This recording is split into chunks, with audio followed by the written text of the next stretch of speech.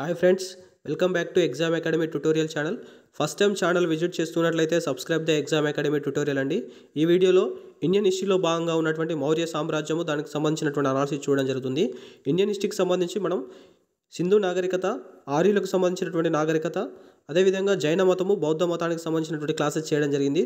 దానికి సంబంధించి మీరు వీడియోని చూడనట్లయితే నేను డిస్క్రిప్షన్లో లింక్ ఇస్తాను, మీరు అక్కడి నుంచి చేసేటువంటి ప్రయత్నం చేయండి. Coming to the first question,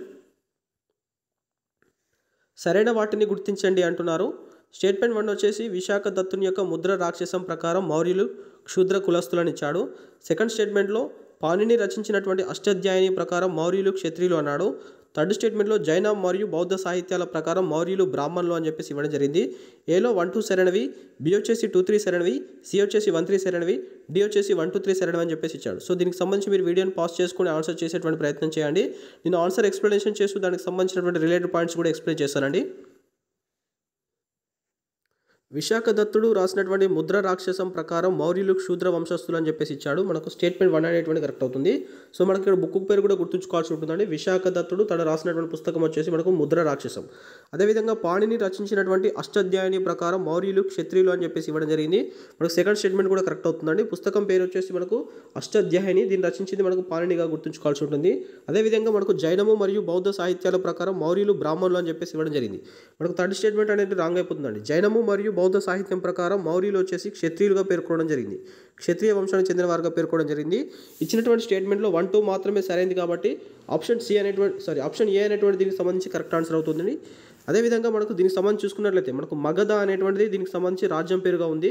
అదేవిధంగా మనకు మౌర్య అనేటువంటిది వంశం పేరు అండి. సో మగధ అనేటువంటిది రాజ్యం పేరు అయితే, అదేవిధంగా వంశం పేరు వచ్చేసి మౌర్య వంశం అనేటువంటిది ఉంది.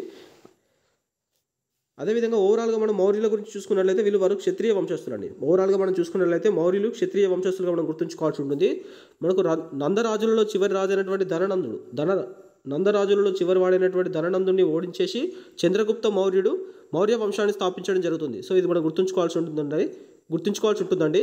నందరాజులలో చివరి వాడైనటువంటి ధననందుని ఓడించేసి మనకు కౌటిల్యుని యొక్క సహకారంతో చంద్రగుప్త మౌర్యుడు మౌర్య వంశాన్ని స్థాపించడం జరుగుతుంది. మనకు క్రీస్తు పూర్వం 305వ సంవత్సరంలో చంద్రగుప్త మౌర్యుడు సిరియా పాలకుడైనటువంటి సెల్యూకస్ నికెటర్ని కూడా ఓడిస్తాడండి. సో తన కుమార్తె అయినటువంటి హెలీనాను వివాహం చేసుకోవడం జరుగుతుంది. సో ఇది కూడా మనం గుర్తుంచుకోవాల్సి ఉంటుంది.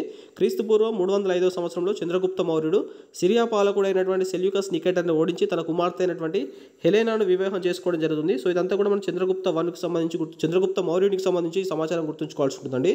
Coming to the next question,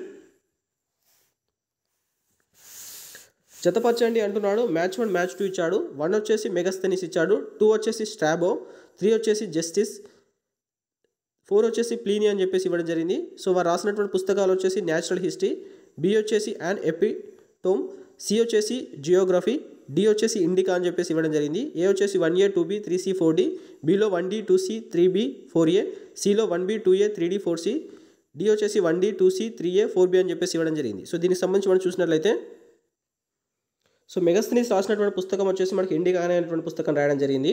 so 1D అవుతుంది. అదేవిధంగా స్ట్రాబో రాసినటువంటి పుస్తకం వచ్చేసి జాగ్రఫీ అనేటువంటి పుస్తకం రాయడం జరిగింది, జాగ్రఫీ.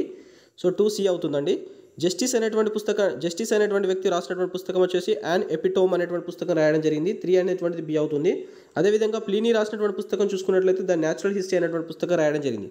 సో 1D అవుతుంది, 2C 3B 4A అనేటువంటిది అవుతుంది. కాబట్టి దీనికి సంబంధించి మనకు కరెక్ట్ ఆన్సర్ అనేటువంటిది ఆప్షన్ బి అవుతుందండి.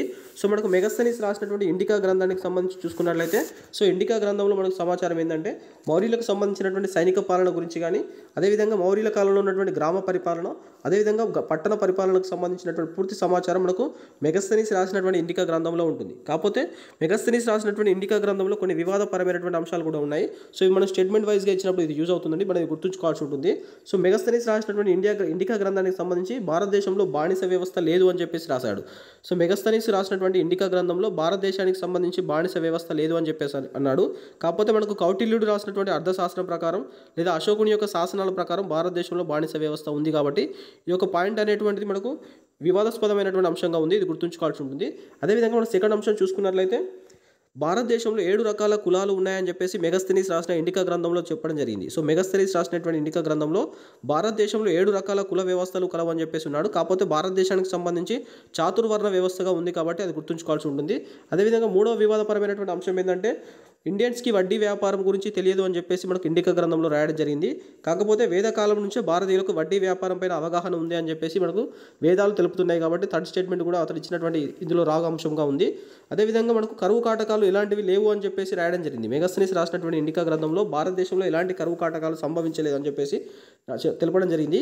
కాకపోతే మనకు అశోకుని యొక్క శాసనాల ద్వారా కానీ కరువు కాటకాల యొక్క ప్రస్తావన మనకు కనిపిస్తుంది. అశోకుని యొక్క శాసనాలలో కరువు కాటకాల యొక్క ప్రస్తావన ఉంటుంది. సో ఇవన్నీ అంశాలు కూడా మనకు మెగస్థనీస్ రాసినటువంటి ఇండికా గ్రంథంలో వివాదపరమైనటువంటి అంశాలుగా మనం గుర్తుంచుకోవాల్సి ఉంటుంది. స్టేట్మెంట్ బేస్ మీద ఇచ్చినప్పుడు మనకి ఈ యొక్క స్టేట్మెంట్స్ యూజ్ అవుతాయండి.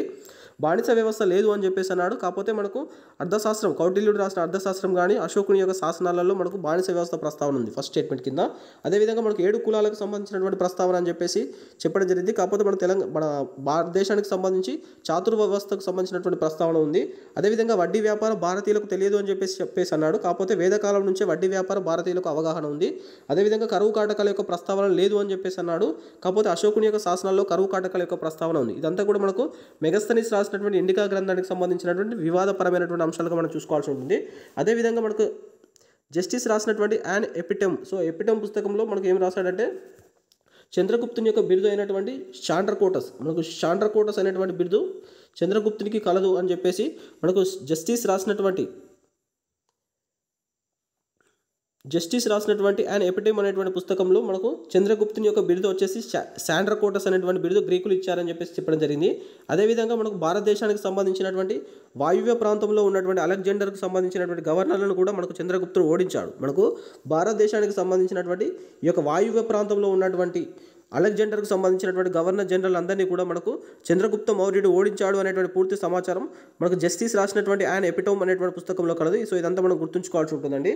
అదేవిధంగా the natural history. So natural హిస్టరీకి సంబంధించినటువంటి ప్లీనీ రాసినటువంటి న్యాచురల్ హిస్టరీలో ఉన్నటువంటి సమాచారం చూసుకున్నట్లయితే మనకు మౌర్యులకు ఉన్నటువంటి కాల్ బలము కావచ్చు, అశ్వక బలము కావచ్చు, గజ బలము, రథ బలము. సో చతురంగ బలాలు అంటారు కదా వీటిని. చతురంగ బలాల యొక్క ప్రస్తావన మనకు ఏ పుస్తకంలో ఉందంటే న్యాచురల్ హిస్టరీ అనేటువంటి పుస్తకం, ప్లీనీ రాసినటువంటి న్యాచురల్ హిస్టరీ అనేటువంటి పుస్తకంలో మనకు కాల్ బలము, అశ్వక దళము, గజదళము, రథదళము. సో ఇవన్నిటి గురించి కూడా మనం చతురంగ బలాలు అంటారు. ఈ బలాలకు సంబంధించినటువంటి ప్రస్తావన మనకు ప్లీనీ రాసినటువంటి న్యాచురల్ హిస్టరీ అనేటువంటి గ్రంథంలో చెప్పడం జరిగింది. అదేవిధంగా వీటితో పాటుగా మనం చూసుకున్నట్లయితే శ్రీలంకకు సంబంధించినటువంటి బౌద్ధ గ్రంథాల ప్రకారం శ్రీలంకకు సంబంధించినటువంటి శ్రీలంకకు సంబంధించినటువంటి బౌద్ధ గ్రంథాలలో ఏమని ప్రస్తావన ఉందంటే అశోకుడు తనకు సంబంధించినటువంటి 99 మంది సోదరులను చంపేసి రాజ్యానికి రాజు అయినాడు అని చెప్పేసినటువంటి ప్రస్తావన మనకు శ్రీలంకకు సంబంధించినటువంటి బౌద్ధ సాహిత్యం తెలుపుతుంది. సో శ్రీలంకకు సంబంధించినటువంటి బౌద్ధ సాహిత్యం ప్రకారం అశోకుడిని మనకు చెండా అశోకుడుగా చెప్పడం జరిగింది. అశోకుడిని చెండా అశోకుడు అని చెప్పేసి మనకు ఏ గ్రంథంలో తెలిపిందంటే శ్రీలంకకు సంబంధించినటువంటి బౌద్ధ సాహిత్యానికి సంబంధించినటువంటి గ్రంథాలలో అశోకుడు తన యొక్క 99 మంది సోదరులను చంపివేసి రాజ్యానికి రాజు అయినాడు, కావున అశోకుడు చెండా అశోకుడు అని చెప్పేసి మనకు శ్రీలంక బౌద్ధ సాహిత్యాలు తెలపడం జరుగుతుంది. అదేవిధంగా మనకు హుయాంగ్ సాంగ్ రాసినటువంటి సియుకి గ్రంథం ఉంటుంది కదా, హుయాంగ్ సాంగ్ రాసినటువంటి సియుకి గ్రంథంలో మనకు దీనికి సంబంధించి ప్రస్తావన చూసుకున్నట్లయితే మనకు చంద్రగుప్త మౌర్యుని యొక్క చివరి సోదరుడు అయినటువంటి మొగ్గలిపుత్త తిస్సా. సో మొగ్గలిపుత్త తిస్సా అతని యొక్క ప్రభావం వల్ల అశోకుడు బౌద్ధ మతాన్ని స్వీకరించాడు అనేటువంటి అంశాన్ని హుయాంగ్ సాంగ్ రాసినటువంటి సియుకి గ్రంథంలో ప్రస్తావించడం జరిగింది. హుయాంగ్ సాంగ్ రాసినటువంటి సియుకి గ్రంథంలో మనకు అశోకుని యొక్క 99 సోదరులను చంపివేసిన తర్వాత మిగిలినటువంటి ఒక సోదరుడు మనకు ఎవరైతే ఉన్నాడో మొగ్గలిపుత్త తిస్సా అతని యొక్క ప్రభావం వల్లనే అశోకుడు బౌద్ధ మతాన్ని స్వీకరించాడు అనేటువంటి అంశాన్ని తెలపడం జరుగుతుంది. ఇది మనకు చూసుకోవాల్సి ఉంటుందండి. అదేవిధంగా టిబెట్ గ్రంథమైనటువంటి దివ్యవందన. సో టిబెట్ గ్రంథమైనటువంటి దివ్యవందన ప్రకారం అశోకుడు నిగ్రత అనేటువంటి బాల సన్యాసి యొక్క కారణం వల్ల బౌద్ధ మతాన్ని స్వీకరించాడు అనేటువంటి అంశాన్ని మనకు టిబెట్కి సంబంధించినటువంటి దివ్యవందన గ్రంథం తెలుపుతుందండి. టిబెట్ గ్రంథమైనటువంటి దివ్యవందన ప్రకారం నిగ్రదుడు అయినటువంటి సన్యాసి బాల సన్యాసి యొక్క కారణం వల్లనే అశోకుడు బౌద్ధ మతాన్ని స్వీకరించాడు అనేటువంటి అంశం తెలుపుతుంది. కాకపోతే హుయాంగ్ సాంగ్ రాసినటువంటి సియుకి గ్రంథంలో తన యొక్క సోదరుడు అశోకుడి యొక్క సోదరుని యొక్క ప్రభావం వల్ల బౌద్ధ మతాన్ని స్వీకరించారు అనేటువంటి తెలుపుతుంది. సో ఇవన్నీ కూడా మనకు చూసుకున్నట్లయితే ఇవన్నీ విదేశీ సాహిత్యానికి సంబంధించిందండి. మౌర్యుల కాలంలో ఉన్నటువంటి విదేశీ సాహిత్యం అనేటువంటిది మౌర్యులకు సంబంధించి ఎలాంటి అంశాలు తెలుపుతాయి అనేటువంటి అంశాలు మనం చూసుకోవాల్సి ఉంటుంది. ఇందులో మనకు ముఖ్యంగా మెగస్థనీస్ రాసినటువంటి ఇండికా గ్రంథం చాలా అంశాలు తెలుపుతుంది. అదేవిధంగా స్ట్రాబో కానీ జస్టిస్ కానీ ప్లీనీ రాసినటువంటి గ్రంథాలు, అదేవిధంగా మనకు శ్రీలంకకు సంబంధించినటువంటి బౌద్ధ సాహిత్యము, అదేవిధంగా హుయాంగ్ సాంగ్ రాసినటువంటి సియుకి గ్రంథము, అదేవిధంగా మనకు టిబెట్కి సంబంధించినటువంటి దివ్యవదన గ్రంథము. సో ఇవన్నీ గురించి మనం చూసుకోవాల్సి ఉంటుందండి. ఇది మనకు మౌర్యుల కాలంలో ఉన్నటువంటి విదేశీ సాహిత్యం కింద ఇవన్నీ చూసుకుంటే సరిపోతుంది. Coming to the next question. జతపరచండి అంటున్నాడు. మ్యాచ్ 1 మ్యాచ్ 2 అని చెప్పేసి ఇవ్వడం జరిగింది. 1 వచ్చేసి కల్హనుడు ఇచ్చాడు, 2 వచ్చేసి హేమచంద్రుడు, 3 వచ్చేసి కౌటిల్యుడు, 4 వచ్చేసి భట్టుబానుడు అని చెప్పేసి ఇవ్వడం జరిగింది. ఏ పరిశిష్ట పర్వన్, బి వచ్చేసి రాజతారంగిణి, సి వచ్చేసి హర్షచరిత్ర, డి వచ్చేసి మనకు అర్థశాస్త్రం అని చెప్పేసి ఇవ్వడం జరిగింది. ఏలో 1A 2B 3C 4D, below 1D 2C 3B 4A, సిలో 1B 2A 3D 4C, D వచ్చేసి 1B 2C 3D 4A అని చెప్పేసి ఇవ్వడం జరిగింది. సో దీనికి సంబంధించి మనం చూసినట్లయితే సో కల్హనుడు రాసినటువంటి పుస్తకం గురించి చూసుకున్నట్లయితే రాజతరంగిణి అనేటువంటి పుస్తకం రాయడం జరిగిందండి. కల్హనుడు రాసినటువంటి పుస్తకం వచ్చేసి మనకు రాజతరంగిణి. నెక్స్ట్ వచ్చేసి హేమచంద్రుడు రాసినటువంటి పుస్తకం వచ్చేసి మనకు పరిశిష్ట పర్వన్ అనేటువంటి గ్రంథం రాయడం జరిగింది. కౌటిల్యుడు రాసినటువంటి పుస్తకం వచ్చేసి మనకు అర్థశాస్త్రం అండి. కౌటిల్యుడు మనకు అర్థశాస్త్రం రాయడం జరిగింది. భట్టుబానుడు రాసినటువంటి పుస్తకం వచ్చేసి మనకు హర్షచరిత్ర. సో దీని ప్రకారం కల్హనుడు రాజతరంగిణి, హేమచంద్రుడు పరిశిష్ట పర్వన్, కౌటిల్యుడు అర్థశాస్త్రము, భట్టుబానుడు వచ్చేసి హర్షచరిత్ర రాయడం జరిగింది. సో దీని ప్రకారం 1B అవుతుంది, 2A అవుతుంది, 3D అవుతుంది, 4C అవుతుంది. కాబట్టి ఆప్షన్ సి అనేటువంటి దీనికి సంబంధించి కరెక్ట్ ఆన్సర్ అవుతుందండి. సో మనకు రాజతరంగిణికి సంబంధించినటువంటి సమాచారం చూసుకున్నట్లయితే కల్హనుడు రాసినటువంటి రాజతరంగిణి అనేటువంటిది అశోకుడు జమ్మూ కాశ్మీర్లో ఉన్నటువంటి శ్రీనగర్ అనేటువంటి పట్టణాన్ని నిర్మించాడు అనేటువంటి సమాచారం మనకు కల్హనుడు రాసినటువంటి రాజతరంగిణి తెలపడం జరుగుతుంది. అదేవిధంగా మనకు హేమచంద్రుడు రాసినటువంటి పరిశిష్ట పర్వన్ అనేటువంటి గ్రంథంలో పరిశిష్ట పర్వన్ అనేటువంటి గ్రంథంలో చంద్రగుప్త మౌర్యుడు సల్లేఖన వ్రతాన్ని స్వీకరించి మరణించాడు అనేటువంటి సమాచారాన్ని తెలపడం జరుగుతుంది. హేమచంద్రుడు రాసినటువంటి పరిశిష్ట పర్వన్ అనేటువంటి గ్రంథంలో చంద్రగుప్త మౌర్యుడు సల్లేఖన వ్రతాన్ని స్వీకరించి మరణించినాడు అనేటువంటి సమాచారం తెలపడం జరుగుతుంది. అదేవిధంగా భట్టుబానుడు రాసినటువంటి హర్షచరిత్ర, మనకు భట్టుబానుడు రాసినటువంటి హర్షచరిత్రలో మనకు మౌర్య సామ్రాజ్యం యొక్క పతనం గురించి తెలుపుతుందండి. మౌర్య సామ్రాజ్యం యొక్క పతనం గురించి తెలిపేదే మనకు భట్టుబానుడు రాసినటువంటి హర్షచరిత్ర. అదేవిధంగా మనకు కౌటిల్యుడు రాసినటువంటి అర్థశాస్త్రం గురించి చూసుకున్నట్లయితే కౌటిల్యుడు రాసినటువంటి అర్థశాస్త్రం మొత్తం 15 చాప్టర్స్ ఉంటాయండి. టోటల్ 15 చాప్టర్స్ ఉంటాయి. సో మనకు అర్థశాస్త్రం రాసిన కౌటిల్యునికి మరొక పేరు వచ్చేసి చాణక్యుడు అనేటువంటి పేరు, కానీ అదేవిధంగా విష్ణుగుప్తుడు అనేటువంటి పేరు కూడా ఉంటుంది. సో ఇతని యొక్క బిరుదు చూసుకున్నట్లయితే ఇండియన్ మ్యాకవెల్లి అని చెప్పేసి అంటారు. మన కౌటిల్యునికి ఉన్నటువంటి మరొక బిరుదే ఇండియన్ మ్యాకవెల్లి అనేటువంటిది అని చెప్తారు. సో మన కౌటిల్యుడు రాసినటువంటి అర్థశాస్త్రం అనేటువంటిది మనకు మౌర్యులకు సంబంధించినటువంటి పరిపాలన గురించి పూర్తి సమాచారం తెలుపుతుంది. సో అదేవిధంగా దీనికి సంబంధించి పరిపాలన ఎలా ఉండాలనేటువంటి పూర్తి సమాచారం మనకు కౌటిల్యుడు రాసిన అర్థశాస్త్రంలో ఉంటుంది. మనం మొత్తం ఇది 15 చాప్టర్లుగా ఉంటుందండి. సో మనకు మొదటి చాప్టర్లో ఏముంటుందంటే రాజు యొక్క విధులు మరియు దానికి సంబంధించినటువంటి మంత్రిమండలి, రాజు మరియు దానికి సంబంధించిన విధులు మంత్రిమండలి గురించి ఫస్ట్ చాప్టర్లో ఉంటుంది. అదేవిధంగా మనకు సెకండ్ చాప్టర్లో ఉద్యోగ బృంద వ్యవస్థ గురించి ఉంటుంది. థర్డ్ చాప్టర్లో మనకు ఏముంటుందంటే సివిల్ కోర్టుకు సంబంధించినటువంటి అధికార పరిధి గురించి ఉంటుంది. ఫోర్త్ వన్ వచ్చేసి మనకు క్రిమినల్ కోర్టుకు సంబంధించి ఉంటుంది. ఫిఫ్త్ చాప్టర్లో జీతభత్యాలు, ఉద్యోగులకు సంబంధించినటువంటి జీతభత్యాల గురించి ఉంటుంది. అదేవిధంగా మనకు సిక్స్త్ చాప్టర్ చూసుకున్నట్లయితే రాజుకు సంబంధించి రాజ్యం యొక్క సప్త అంగాల గురించి ఉంటుంది. 7 అంగాల గురించి మనకు 6వ చాప్టర్లో ఉంటుంది. విదేశాంగ విధానాల గురించి మనకు 7వ చాప్టర్లో ఉంటుందండి. విదేశాంగ విధానం గురించి 7వ చాప్టర్లో ఉంటుంది. పాలకులకు సంబంధించినటువంటి విధులకు సంబంధించి మనకు 8వ చాప్టర్లో ఉంటుంది. పాలకుల యొక్క విధులు వచ్చేసి 8వ చాప్టరు, 9వ చాప్టర్ మరియు 10వ చాప్టర్. 9, 10వ చాప్టర్లకు సంబంధించి చూసుకున్నట్లయితే మనకు యుద్ధ నీతి గురించి ఉంటుందండి. యుద్ధ నీతి గురించి ఉంటుంది. అదేవిధంగా మనకు 11వ చాప్టర్లో మనకు ఏముంటుందంటే పక్క రాజ్యాలతో సంబంధాల గురించి 11వ చాప్టర్లో ఉంటుంది. మనకు 12వ చాప్టర్ నుంచి 15వ చాప్టర్, 12 నుంచి 15 చాప్టర్లో మనకు ఇతర అంశాలు అనేటువంటి ఉంటాయండి. సో ఇవన్నీ కూడా మనం గుర్తుంచుకోవాల్సి ఉంటుంది. కౌటిల్యుడు రాసినటువంటి అర్థశాస్త్రంలో 15 చాప్టర్స్ ఉంటాయి.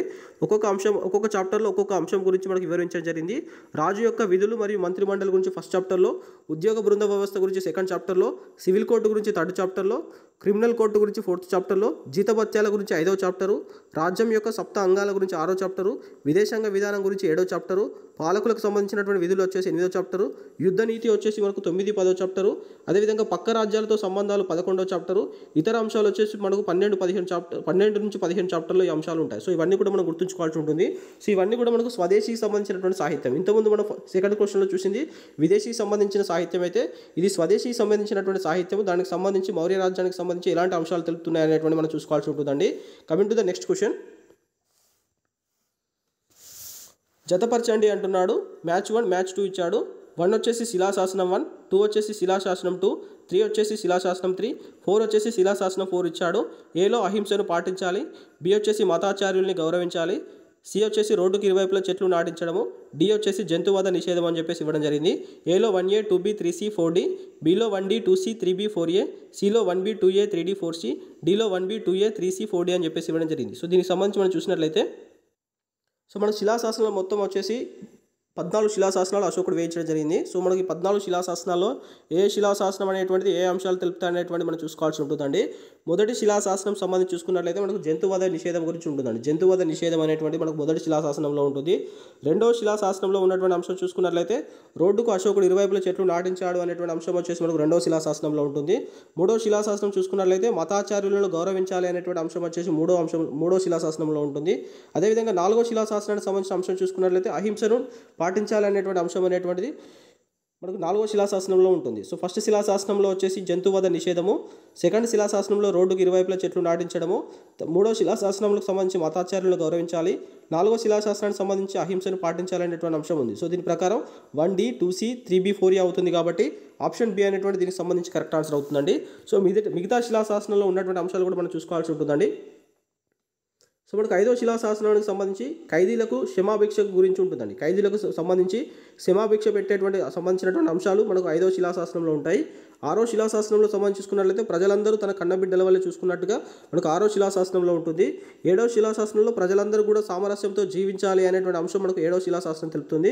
మనకు ఎనిమిదవ శిలాశాసనంలో దమ్మ మతం గురించి తెలుపుతుందండి. దమ్మ యాత్ర మనకు అశోకుడు ప్రతిపాదించినటువంటి మతం వచ్చేసి దమ్మ మతం ఉంటుంది కదా, ఆ దమ్మ మతకు సంబంధించినటువంటి యాత్ర గురించి మనకు ఎనిమిదవ శిలాశాసనంలో ఉంటుంది.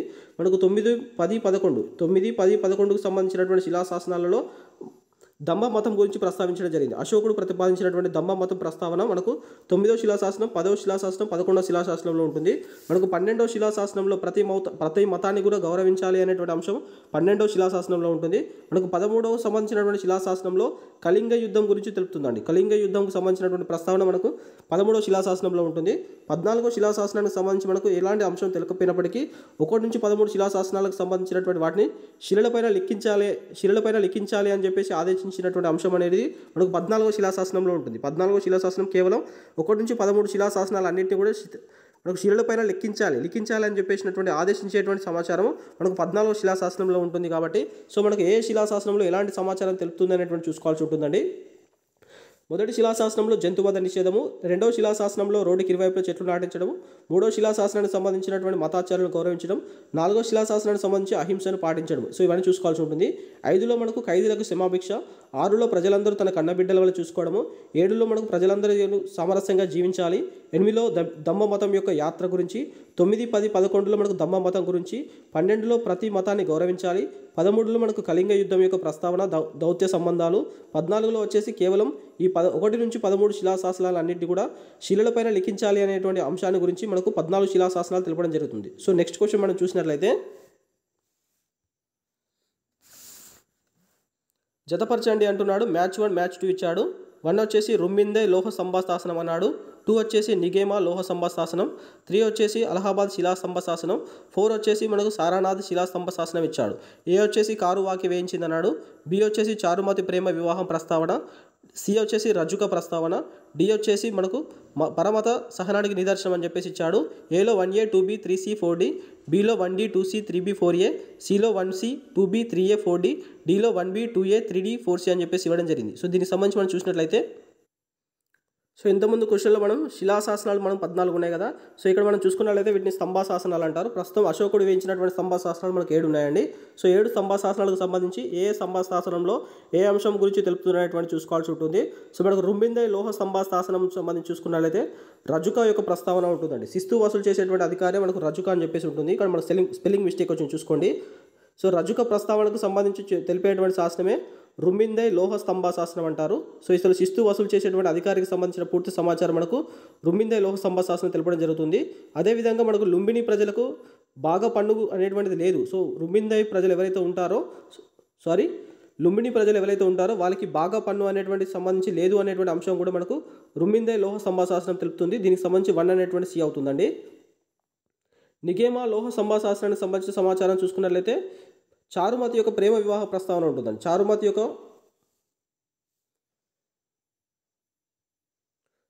యొక్క ప్రేమ ప్రస్తావన మనకు నిగేమా స్తంభ శాసనంలో ఉండడం జరుగుతుంది. సో ఇది మనకి ఏంటంటే చారుమతి మనకు అశోకుని యొక్క కుమార్తె అయినటువంటి చారుమతి బౌద్ధ మతం యొక్క ప్రచారంలో భాగంగా నేపాల్కు వెళ్ళినప్పుడు నేపాల్కు సంబంధించినటువంటి దేవపాలుని ప్రేమ వివాహం చేసుకున్నటువంటి ప్రస్తావన మనకు నిగేమా లోహ స్తంభ శాసనంలో ఉంటుంది. సో మనకు అశోకుడు వేయించినటువంటి 7 స్తంభ శాసనాల్లో కేవలం 2 స్తంభ శాసనాలు మాత్రమే ఈ యొక్క లోహానికి సంబంధించినవండి. లోహ స్తంభ శాసనాలు 2, మిగతావన్నీ కూడా మనకు శిలల మీద చెక్కించడం జరిగింది కాబట్టి వాటి శిలాస్తంభ శాసనాలు అంటారు. రుమ్మిందే లోహ స్తంభ శాసనం శాసనం కానీ నిగేమ లోహ స్తంభ శాసనాలు మాత్రమే లోహానితో వేయబడినవి. మనకు నిగేమ లోహ స్తంభ శాసనంలో అశోకుని యొక్క కుమార్తె అయినటువంటి చారుమతి మనకు నేపాల్కు సంబంధించి వెళ్ళినప్పుడు దేవపాలను ప్రేమ వివాహం చేసుకున్నటువంటి ప్రస్తావన ఉంది. దీనికి సంబంధించి మనకు చూసుకోవాల్సి ఉంటుంది. అదేవిధంగా అలహాబాద్ శాసనంకు సంబంధించి చూసుకున్నట్లయితే సో అలహాబాద్ శిలా స్తంభ శాసనాన్ని మనకు కారువాకి వేయించిందండి. అశోకునికి సంబంధించినటువంటి 7 మంది భార్యలు ఉంటే అందులో అందమైనటువంటి భార్య వచ్చేసి కారువాకి. సో అందమైనటువంటి భార్య వచ్చేసి కారువాకి. సో ఆ కారువాకి వేయించినటువంటి శాసనమే మనకు అలహాబాద్ శిలా స్తంభ శాసనంగా గుర్తుంచుకోవాల్సి ఉంటుంది. సో దీనికి మనకు సంబంధించి చూసుకున్నట్లయితే మనకు ఉత్తరప్రదేశ్లోని కౌశాంబిలో వేయించడం జరిగింది. ఉత్తరప్రదేశ్లో ఉన్నటువంటి కౌశాంబి ప్రాంతంలో వేయించడం జరిగింది. అయితే దీన్ని మనకు అలహాబాద్ ప్రాంతానికి తరలించినటువంటి వ్యక్తి వచ్చేసి అక్బర్ అండి. సో అలహాబాద్ ప్రాంతానికి తరలించినటువంటి వ్యక్తులు వచ్చేసి మనకు అక్బర్. ఉత్తరప్రదేశ్లోని ఉన్నటువంటి కౌశాంబి ప్రాంతంలో ఈ యొక్క శాసనాన్ని వేయించింది కారువాకి. కాకపోతే అలహాబాద్కు తరలించినటువంటి వ్యక్తి వచ్చేసి మనకు అక్బరు. కాకపోతే ఇదే యొక్క అలహాబాద్ శాసనాన్ని పైన సముద్రగుప్తుని యొక్క సేనాని అయినటువంటి హరిసేనుడు కూడా ఒక వాక్యాన్ని లిఖించడం జరుగుతుంది. మనకు సముద్రగుప్తుని యొక్క సేనాని అయినటువంటి హరిసేనుడు ఈ యొక్క అలహాబాద్ యొక్క శాసనం పైన ఒక లైన్ కూడా లిఖించడం జరుగుతుంది.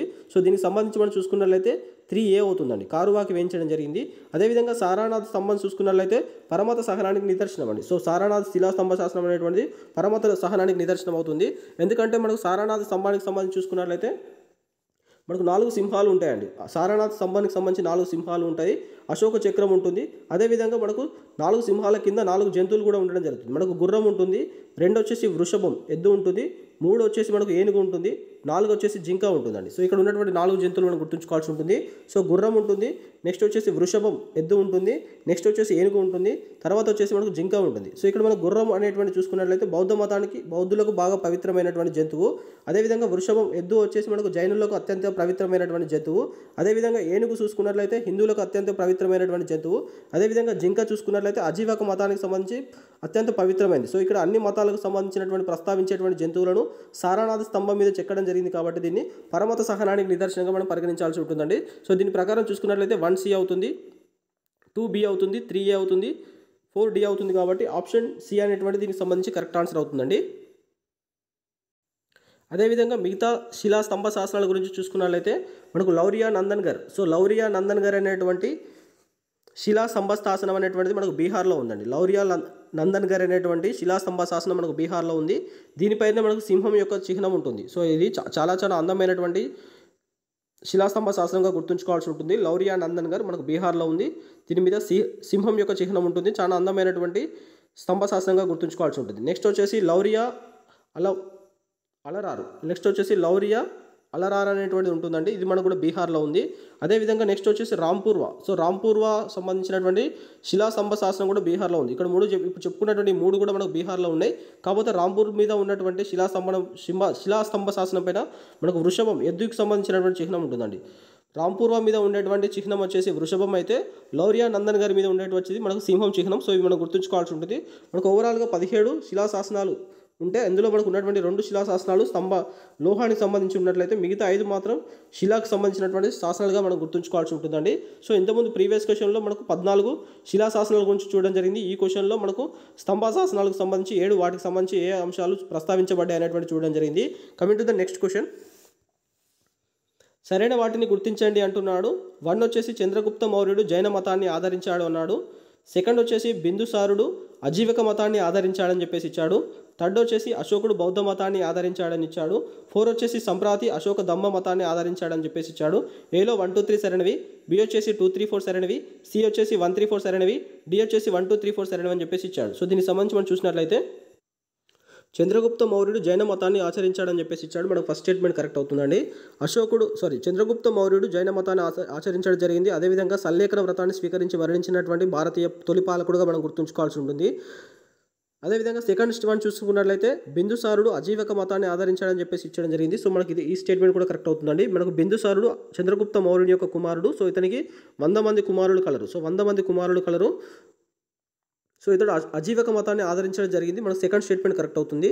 అశోకుడు బౌద్ధ మతాన్ని ఆచరించడం జరిగింది అని చెప్పేసి ఇచ్చాడు. మనకు థర్డ్ స్టేట్మెంట్ కూడా కరెక్ట్ అవుతుందండి. సో అశోకుడు వచ్చేసి మనకు బిందుసారుని యొక్క కుమారుడుగా పరిగణించాల్సి ఉంటుంది. అదేవిధంగా సంప్రాతి వచ్చేసి అశోక ధమ్మ మతాన్ని ఆదరించాడని చెప్పేసి ఇచ్చాడు. మనకు ఫోర్త్ స్టేట్మెంట్ రాంగ్ అవుతుందండి. సో ఇక్కడ సంప్రాతి వచ్చేసి ఎవరంటే అశోకుని యొక్క మనవడు వచ్చేసి మనకు సంప్రాతిగా పరిగణించాల్సి ఉంటుంది. సో సంప్రాతికి ఉన్నటువంటి బిరుదు వచ్చేసి మనకు 2వ జైన అశోక. సో 2వ జైన అశోక అనేటువంటి బిరుదు ఎవరికి కలదంటే సంప్రాతికి కలదు. సో ఇతడు ఆదరించినటువంటి మతం వచ్చేసి జైన జైన మతం అండి. సో జైన మతాన్ని ఆదరించడం జరిగింది కాబట్టి మనకు స్టేట్మెంట్ 4 అనేటువంటిది రాంగ్ అయిపోతుంది. సో ఇచ్చిన దాని ప్రకారం 1, 2, 3 మాత్రమే సరైనది కాబట్టి ఆప్షన్ ఏ అనేటువంటి దీనికి సంబంధించి కరెక్ట్ ఆన్సర్ అవుతుందండి. సో మనకు చంద్రగుప్త మౌర్యుడి గురించి చూసుకున్నట్లయితే గుజరాత్ రాష్ట్రంలో ఉన్నటువంటి సుదర్శన తటాకాన్ని నిర్మించినటువంటి వ్యక్తి వచ్చేసి మనకు చంద్రగుప్త మౌర్యుడు అండి. గుజరాత్లో ఉన్నటువంటి సుదర్శన తటాకాన్ని తవ్వించినటువంటి వ్యక్తి మనకు చంద్రగుప్త మౌర్యుడు. సో దీనికి సంబంధించినటువంటి ప్రస్తావన రుద్రదాముడు రాసినటువంటి గిర్నార్ శాసనం తెలుపుతుంది. రుద్రదాముడు రాసినటువంటి గిర్నార్ శాసనం అనేటువంటి తెలుపుతుంది. అదేవిధంగా ఇతడు వేయించినటువంటి చంద్రగుప్త మౌర్యుడు వేయించినటువంటి శాసనాలు వచ్చేసి మహాస్థాన్ అనేటువంటి శాసనం కానీ మహాగౌరవ్ అనేటువంటి శాసనాలను వేయించింది ఎవరంటే మనకు చంద్రగుప్త మౌర్యుడు.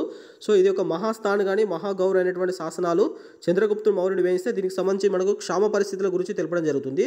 అదేవిధంగా చంద్రగుప్త మౌర్యుడికి ఉన్నటువంటి బిరుదు వచ్చేసి మనకు చాండ్రకోటస్ అండి. చాండ్రకోటస్ అనేటువంటి బిరుదు గ్రీకులు ఇచ్చినటువంటి బిరుదుగా మనం చూసుకోవాల్సి ఉంటుంది. అదేవిధంగా మనం బిందుసారుని గురించి చూసుకున్నట్లయితే ఇతనికి అమిత్రకేట్స్ అనేటువంటి బిరుదు కలదు. అమిత్రకేట్స్ మరియు అమిత్రగాత్రుడు అనేటువంటి బిరుదు మనకు బిందుసారుని కలదు. సో బిందుసారుడు మనకు అజీవిక మతాన్ని ఆచరించడం జరిగింది. అదేవిధంగా బిందుసారునికి సంబంధించి 100 మంది కుమారులు కలరు. బిందుసారుని యొక్క ప్రముఖమైనటువంటి కుమారుడుగా మనం అశోకునికి చూసుకోవాల్సి ఉంటుంది. సో ఇదంతా కూడా మనం చూసుకోవాల్సి ఉంటుందండి. Coming to the next question. అశోకుని ధమ్మ మతాన్ని ప్రచారం చేసిన వ్యక్తులతో జతపరచండి అని చెప్పేసి ఇచ్చాడు. 1 వచ్చేసి మ్యాచ్ 1, మ్యాచ్ 2 అని ఇచ్చాడు. ఏ వచ్చేసి రక్షిత, 2 వచ్చేసి మహాధర్మ రక్షిత, 3 వచ్చేసి షోనా ఉత్తర, 4 వచ్చేసి మజ్జిమ అని చెప్పేసి ఇవ్వడం జరిగింది. ఏ కర్ణాటక, బి వచ్చేసి మహారాష్ట్ర, సి వచ్చేసి మయన్మార్, డి వచ్చేసి హిమాలయ ప్రాంతాలు అని చెప్పేసి ఇవ్వడం జరిగింది. ఏ వచ్చేసి 1A, 2B, 3C, 4D, below 1D, 2C, 3B, 4A, సిలో 1B, 2A, 3D, 4C, డిలో 1B, 2A, 3C, 4D అని చెప్పేసి ఇవ్వడం జరిగింది. సో దీనికి సంబంధించి మనం చూసినట్లయితే సో అశోకుడు ప్రతిపాదించినటువంటి మతం వచ్చేసి మనకు ధమ్మ మతం ఉందండి. సో ధమ్మ మతానికి సంబంధించి వివిధ ప్రాంతాల్లో వీటిని ప్రచారం చేయడం జరిగింది. సో అలా ప్రచారం చేసినటువంటి వ్యక్తులు ఏ ప్రాంతంలో ఎవరెవరు ఏ మతాన్ని ఎవరెవరు ఏ ప్రాంతంలో ప్రచారం చేశారని చూసుకున్నట్లయితే రక్షిత అనేటువంటి వాళ్ళు మనకు కర్ణాటక ప్రాంతంలో ప్రచారం చేయడం జరిగిందండి. అదేవిధంగా మహాధర్మ రక్షిత అనేటువంటి వ్యక్తి మనకు మహారాష్ట్ర ప్రాంతంలో ధమ్మ మతాన్ని ప్రచారం చేయడం జరిగింది. షోనా ఉత్తర అనేటువంటి వ్యక్తి మనకు మయన్మార్ ప్రాంతంలో ధమ్మ మతాన్ని ప్రచారం చేయడం జరిగింది. మజ్జిమ అనేటువంటి వ్యక్తి మనకు హిమాలయ ప్రాంతంలో దీనికి సంబంధించి ప్రచారం చేయడం జరిగింది. సో దీని ప్రకారం 1A, 2B, 3C, 4D అవుతుంది. ఆప్షన్ ఏ అనేటువంటి దీనికి సంబంధించి మనకు కరెక్ట్ ఆన్సర్ అవుతుందండి. సో మనకు ధమ్మ మతం ఏమని తెలుపుతుందని చూసుకున్నట్లయితే సో అశోకుడు ప్రతిపాదించినటువంటి ధమ్మ మతానికి సంబంధించి తల్లిదండ్రులను పెద్దలను గౌరవించాలి అనేటువంటి అంశం తెలుపుతుంది. జీవహింస చేయరాదు అనేటువంటి అంశం తెలుపుతుంది. అన్ని మతాలను గౌరవించాలి అనేటువంటి అంశం తెలుపుతుంది. అదేవిధంగా సోదర భావాన్ని కలిగి ఉండాలి అనేటువంటి అంశం మనకు ధమ్మ మతం తెలుపుతుంది. సో ధమ్మ అనేటువంటిది మనం సాంస్క్రిట్లో అర్థం చూసుకున్నట్లయితే ధర్మము అనేటువంటి అర్థం వస్తుందండి. సాంస్క్రిట్లో ధర్మం అనేటువంటి అర్థం వస్తుంది. సో అశోకుడికి సంబంధించినటువంటి శిలాశాసనాల్లో 8వ శిలాశాసనం, 9, 10, 11 శిలాశాసనాల్లో ధమ్మ మతానికి సంబంధించిన ప్రస్తావన ఉంది. సో ధమ్మ మతంలో భాగంగా తల్లిదండ్రులను పెద్దలను గౌరవించాలి, జీవహింస చేయరాదు, అన్ని మతాలను గౌరవించాలి, సోదర భావాన్ని కలిగి ఉండాలి అనేటువంటి అంశాలు మనకు చెప్పడం జరిగింది.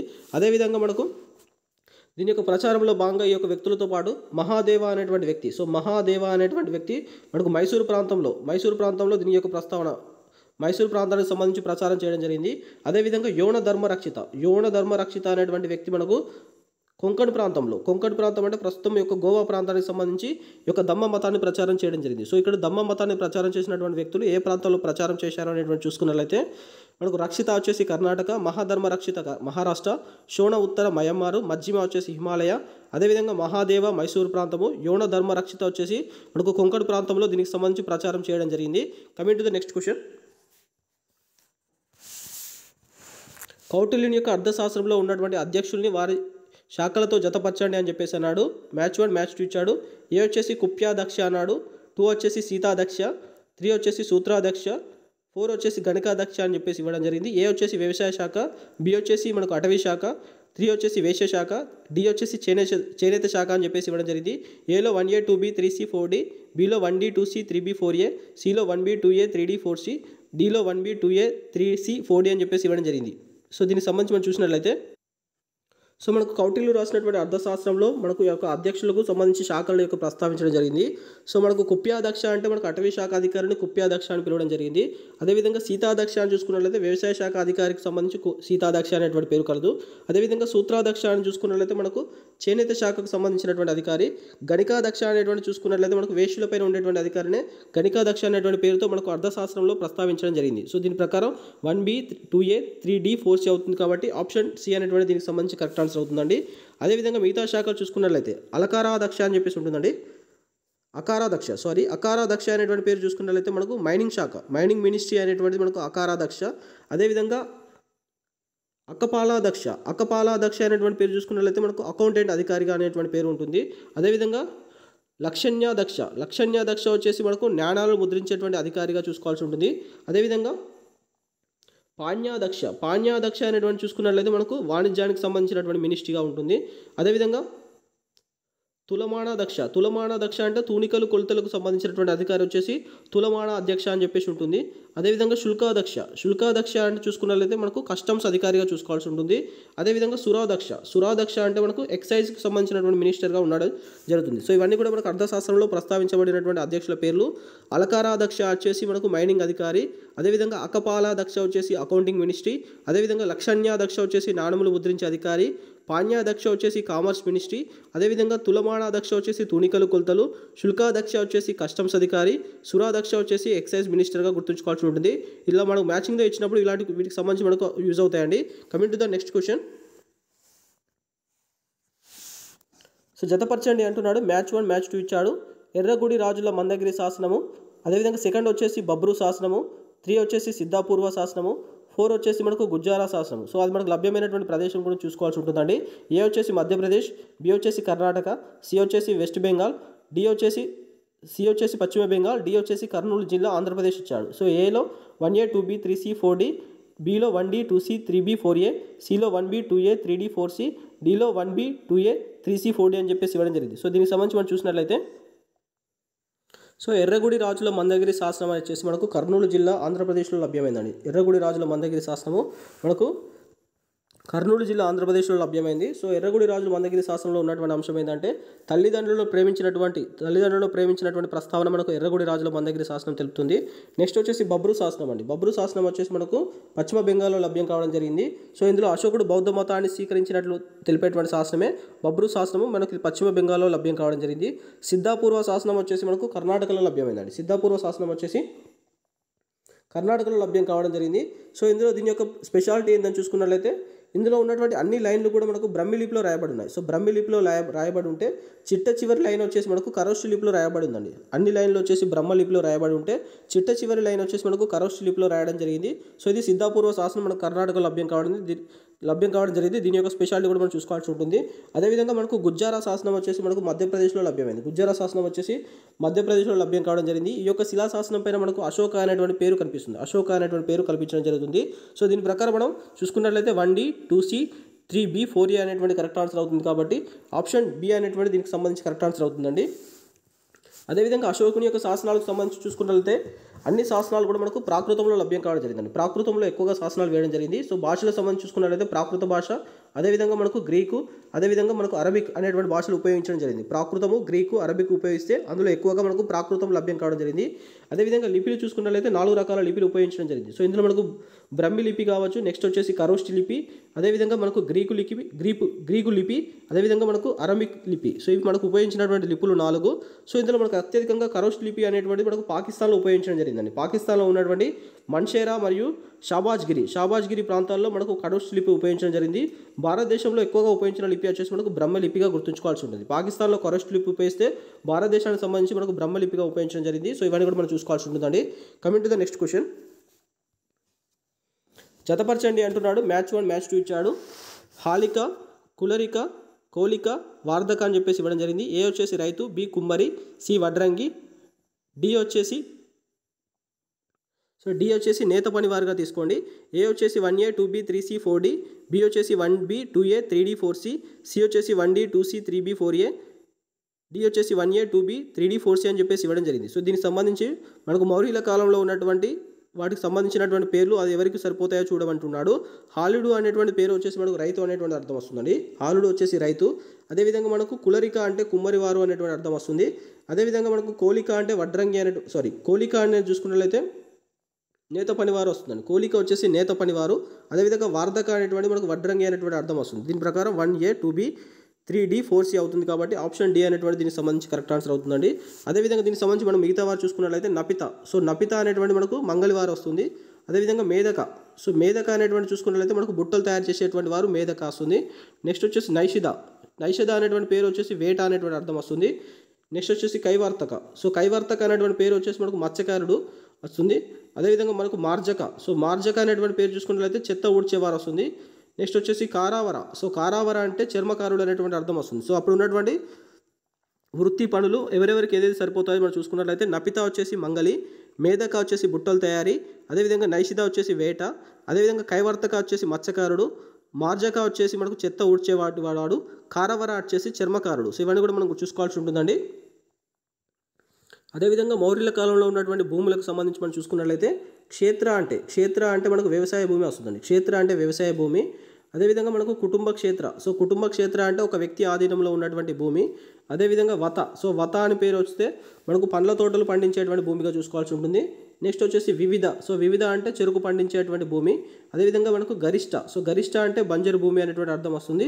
సో వీరి కాలంలో శిస్తు అనేటువంటిది మనకు 1/6 దడ రూపంలో లేదా ధాన్య రూపంలో వసూలు చేయడం జరిగింది. సో ఇవన్నీ మనం గుర్తుంచుకోవాల్సి ఉంటుందండి.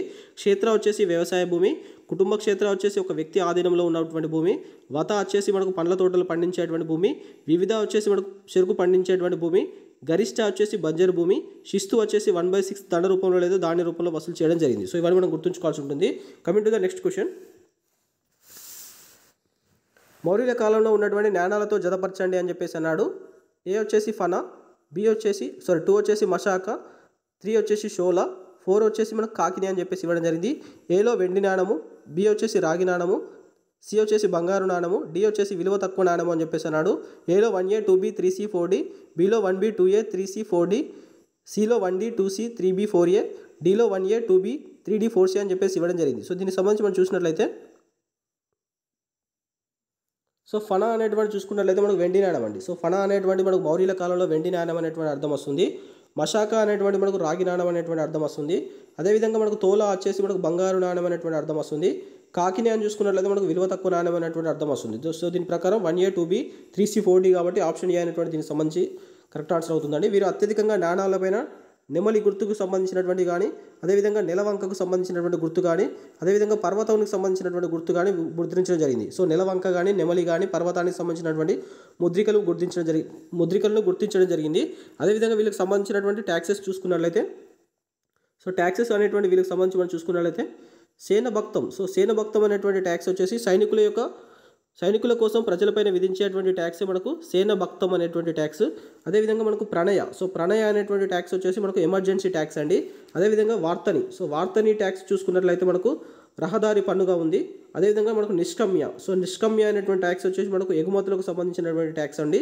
అదేవిధంగా విస్తీ. సో విస్తీ ట్యాక్స్ వచ్చేసి శ్రమ రూపంలో చెల్లించేటువంటి పన్నునే మనకు విస్తీగా తీసుకోవాల్సి ఉంటుంది. సో మనం ఒకసారి చూసుకున్నట్లయితే సేనభక్తం వచ్చేసి సైనికుల కోసం ప్రజలపైన విధించేటువంటి పన్ను, ప్రణయ వచ్చేసి ఎమర్జెన్సీ ట్యాక్స్, వార్తని వచ్చేసి రహదారి పన్ను, నిష్కమ్య వచ్చేసి ఎగుమతి ట్యాక్స్, విస్తీ వచ్చేసి శ్రమ రూపంలో చెల్లించేటువంటి పన్ను. సో ఇవన్నీ మనం చూసుకోవాల్సి ఉంటుందండి. నాణ్యాలు కానీ ట్యాక్సెస్ కానీ దీనికి సంబంధించి పూర్తి సమాచారం చూసుకోవాల్సి ఉంటుంది. Coming to the next question. మౌర్యుల పతనానికి సంబంధించి చరిత్రకారుల యొక్క అభిప్రాయాలతో జతపరచండి అన్నాడు. మ్యాచ్ 1 మ్యాచ్ 2 ఇచ్చాడు. ఏ వచ్చేసి హరిప్రసాద్ శాస్త్రి అన్నాడు. 2 వచ్చేసి HC రాయ్ చౌదరి ఇచ్చాడు. 3 వచ్చేసి DD కౌశాంబి, 4 వచ్చేసి రొమిల్లా తాపర్ ఇచ్చాడు. ఏలో మనకు బ్రాహ్మణ తిరుగుబాటు, బి వచ్చేసి అశోకుని యొక్క దమ్మ, సి వచ్చేసి ఆర్థిక సంక్షోభం, డి వచ్చేసి బలహీనమైన వారసులు కావడం అని చెప్పేసి ఇవ్వడం జరిగింది. ఏలో 1A 2B 3C 4D, below 1D 2C 3B 4A, సిలో 1B 2A 3D 4C, డిలో 1B 2A 3C 4D అని చెప్పేసి ఇవ్వడం జరిగింది. సో దీనికి సంబంధించి మనం చూసినట్లయితే సో హరిప్రసాద్ శాస్త్రి ప్రకారం బ్రాహ్మణుల యొక్క తిరుగుబాటు కారణం వల్ల ఈ యొక్క మౌర్యులకు సంబంధించి పతనం జరిగిందని చెప్పేసి తెలపడం జరిగింది. అదేవిధంగా HC రాయ్ చౌదరి ప్రకారం అశోకుని యొక్క దమ్మ మతం వల్ల యొక్క మౌర్య సామ్రాజ్యం పతమైందని చెప్పేసి తెలపడం జరిగింది. అదేవిధంగా మనకు DD కౌశాంబి ప్రకారం ఆర్థిక సంక్షోభం కారణం వల్ల మనకు మౌర్య సామ్రాజ్యం పతనం కావడం జరిగిందని చెప్పడం జరిగింది. అదేవిధంగా మనకు రొమిల్లా తాపర్ ప్రకారం బలహీనమైనటువంటి వారసుల వల్ల ఈ యొక్క మౌర్యుల యొక్క పతనం జరిగిందని చెప్పేసి తెలపడం జరిగింది. సో దీని ప్రకారం 1A 2B 3C 4D అవుతుంది. దీనికి సంబంధించి ఆప్షన్ ఏ అయినటువంటి కరెక్ట్ ఆన్సర్ అవుతుందండి. హరిప్రసాద్ శాస్త్రి ప్రకారం బ్రాహ్మణ తిరుగుబాటు, అశోకుని యొక్క దమ్మ అనేటువంటిది మనకు HC రాయ్ చౌదరి ప్రకారం, DD కౌశాంబి ప్రకారం ఆర్థిక సంక్షోభం, రొమిల్లా తాపర్ ప్రకారం బలహీనమైనటువంటి వారసులు. సో ఇవన్నీ మనం చూసుకోవాల్సి ఉంటుందండి. సో ఇది మనం మౌర్యులకు సంబంధించినటువంటి పూర్తి సమాచారం ఈ వీడియోలో చూడడం జరిగింది. ఫస్ట్ టైం ఛానల్ విజిట్ చేస్తున్నట్లయితే subscribe the exam academy tutorial channel. Thank you all అండి.